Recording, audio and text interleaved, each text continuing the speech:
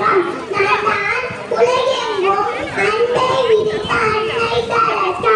நான் எனது வாழ்க்கையை ஏழை எளிய மக்களுக்கு சேவை செய்ய அர்ப்பணித்தேன். நான் அல்போனியாவில் 1910ஆம் ஆண்டு ஆவல் சிறப்பு அரங்கில் பிறந்தேன். எனக்கு 18 வயதாக இருந்தபோது இந்தியாவிற்கு சேவை செய்ய வந்தேன். மிஷனரி ஆஃப் சேரிட்டி இந்த அறக்கட்டளையை தொடங்கி நோய்வாய்ப்பட்ட மக்களுக்கு உதவி செய்தேன். ஏழை மக்களின் பசியை தீர்ப்பதே குறிக்கோள். குழந்தைகளை வேப்படியாளர்கள் நேசிப்பதில் நீங்களாக இருங்கள். அன்பை மட்டுமே கடனாக கொடுங்கள். அது மட்டுமே அதிகமாக திரும்ப வரும். இறக்கத்தான் இருந்தோம், அதுவரை இறக்கத்தோடு இருந்தோம்.